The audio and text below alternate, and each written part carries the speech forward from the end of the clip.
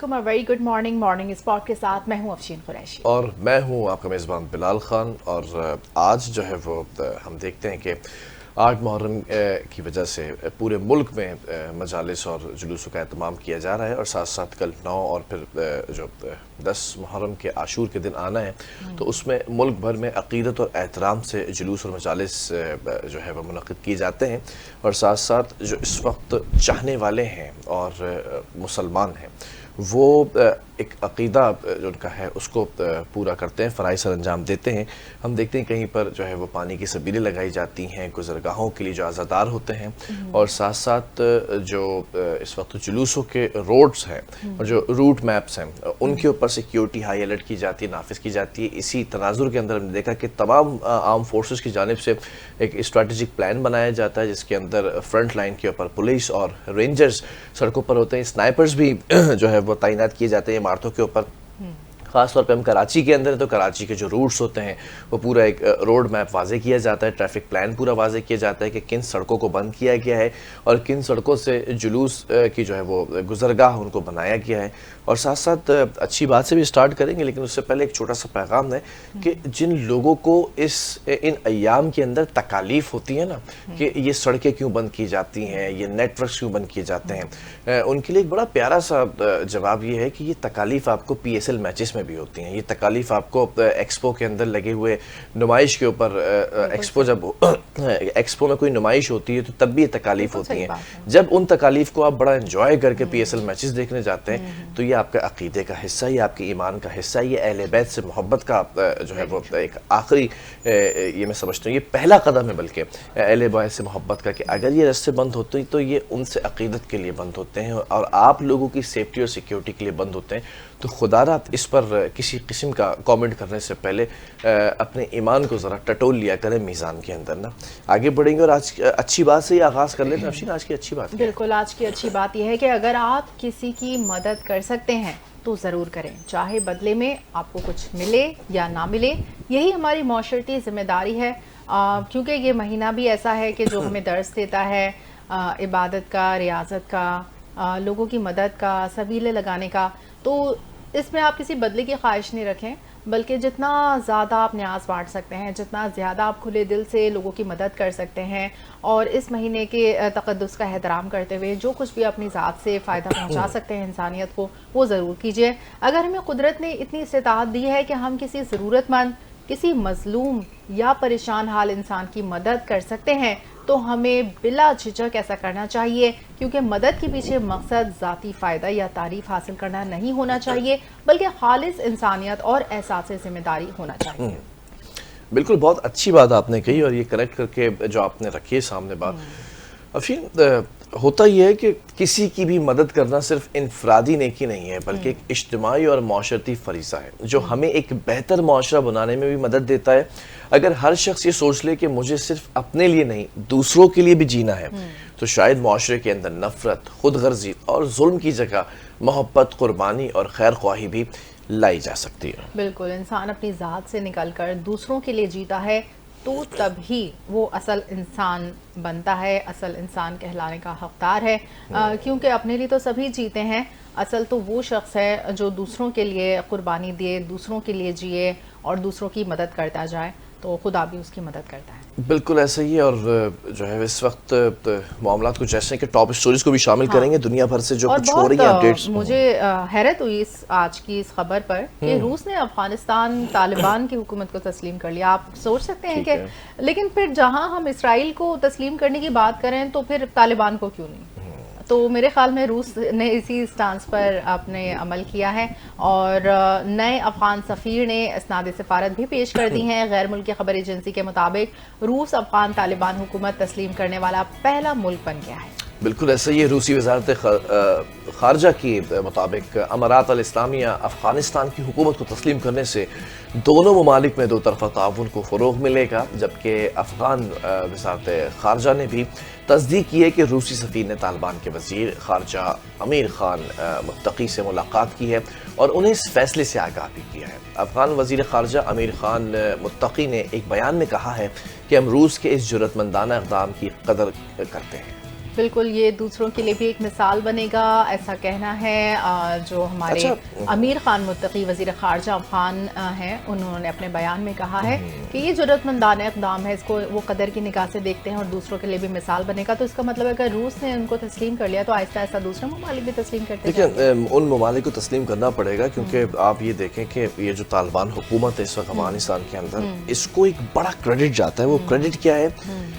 20 سے 30 سال کا انخلا ہوا ہے امریکہ کا. امریکہ یہاں پر موجود تھا اور ان افغانیوں کی ایک ایک دو نسلیں جو ہیں وہ ان امریکنز کے سامنے پلی بڑھی ہیں.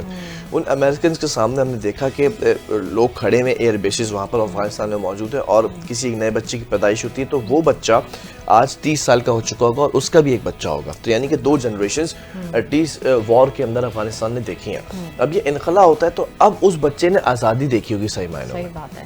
اور دوسرا یہ کہ افغانستان کی اسٹریٹجک لوکیشن بھی ایسی ہے، کیونکہ اب جس طرح سے ساری دنیا جو ہے انٹر کنیکٹڈ ہے، تو ایسا نہیں ہو سکتا کہ افغان کو بے دخل کیا جائے اور دوسرے ممالک سے کنیکشن لیا جائے، کیونکہ جس طرح سے اس کی اسٹریٹجک لوکیشن ہے تو افغانستان سے گزر کر ہی آپ دوسرے ممالک تک پہنچ سکتے ہیں. تو اس وجہ سے بھی اور ٹریڈ کے حوالے سے بھی جو دنیا بھر میں آپس میں باہمی تعلقات ہیں دوسرے ممالک سے، وہ بھی اس میں شروعات ہوگی. تو روس کیونکہ زیادہ تر ہم نے دیکھا ہے اس کا جھکاؤ پاکستان، افغانستان ان ممالک کی طرف ہے، تو اس نے یہ پہلا اسٹیپ لیا ہے ان کو تسلیم کرنے میں، ان کی حکومت کو تسلیم کرنے میں. اور ڈیفینیٹلی جب ان کی حکومت کو تسلیم کیا جا رہا ہے تو ان سے ٹریڈ کے مواقع بھی آگے بڑھیں گے. خیر ملک بھر میں ذرا موسم کی صورتحال پر بھی بات کر لیتے ہیں. موسم از کوائٹ چینج ناؤ اور it's gonna be a new spell in Pakistan. Finally the heat wave is over now. کیونکہ کل تک ہم جو بات کر رہے تھے اف یو ریممبر افشین، کل ہم بات کر رہے تھے پنجاب میں اور کے پی کے میں جو ہیٹ تھی، ہیٹ ویو کے خدشات تھے.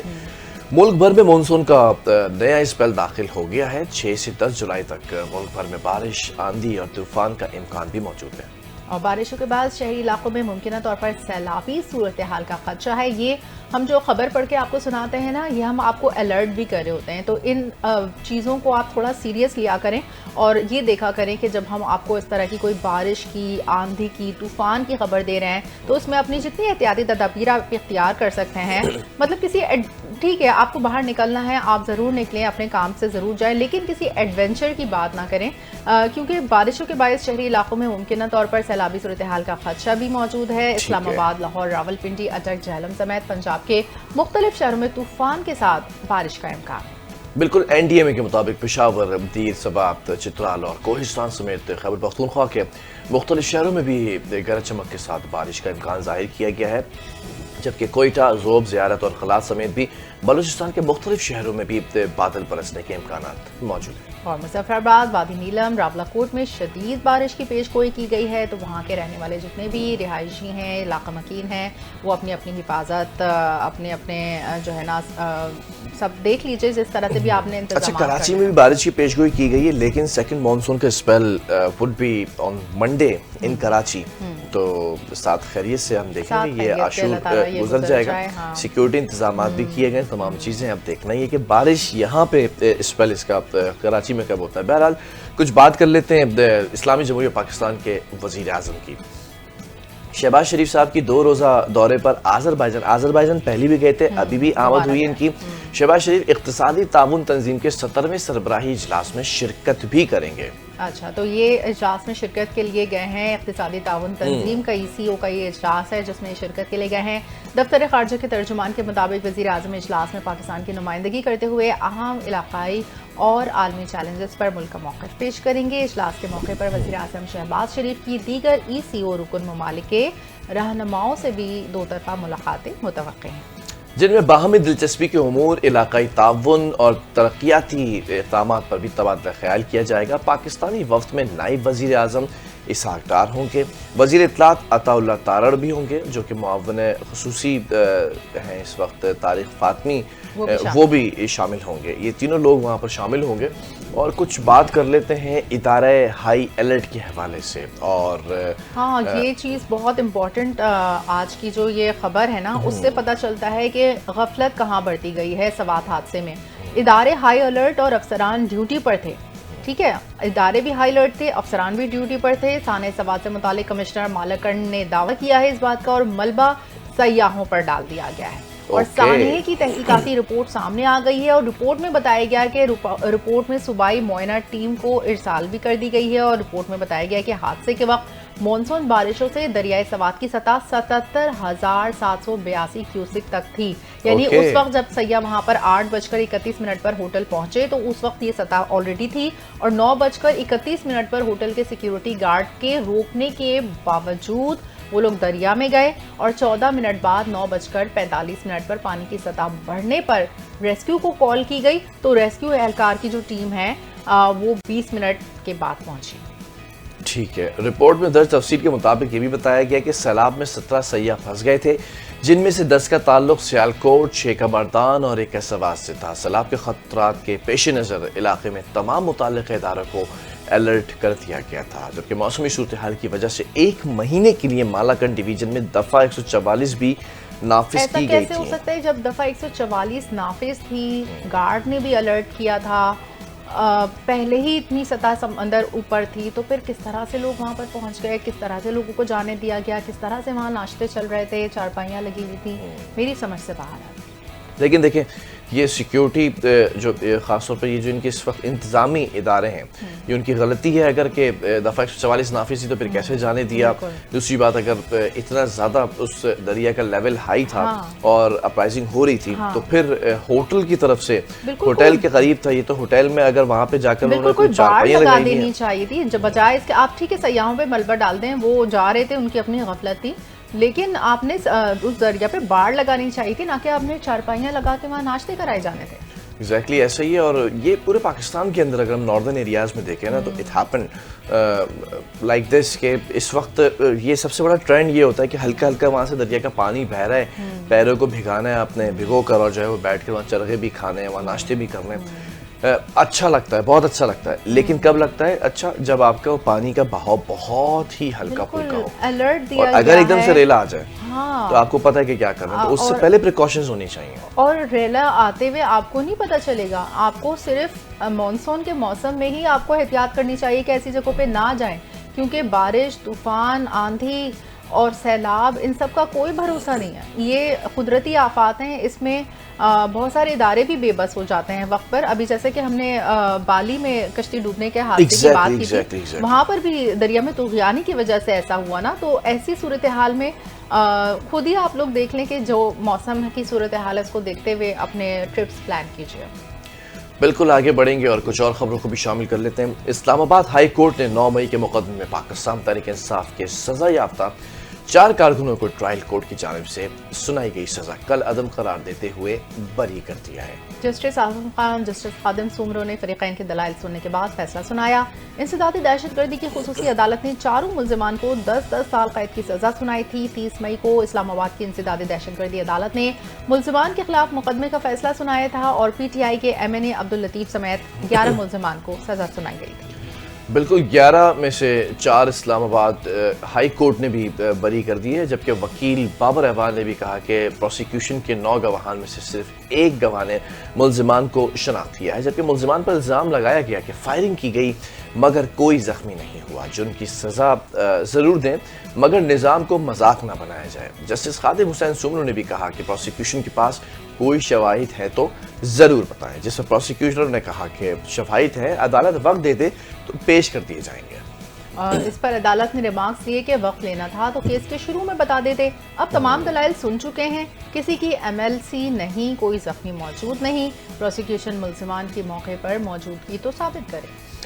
ٹھیک ہے، یہ ایک بڑا پرانا طریقہ کار ہے پروسیکیوشن کی اگر بات کر لیں یا پھر آپ جو ہے وہ وکیل گواہ کی بات کر لیں، یہ تمام چیزیں اس میں چلتی ہیں کیونکہ اس نظام کو بڑا اور مؤثر ہونا چاہیے، کیونکہ ایک وقت ضائع ہو رہا ہوتا ہے اس شخص کا کہ آپ نے ڈیٹین تو کر لیا ہے، اور ڈیٹین کرتے ہیں آپ کسی نہ کسی شبے کے اوپر، FIR بھی ہو جاتی ہے، مقدمہ بھی درج ہو جاتا ہے، کیونکہ کہتے ہیں نامعلوم افراد فلاں مبینہ شخص میں اس شخص کا نام تو آ جاتا ہے، لیکن اس کو ایک سال جو ہے وہ جیل میں رکھا جاتا ہے۔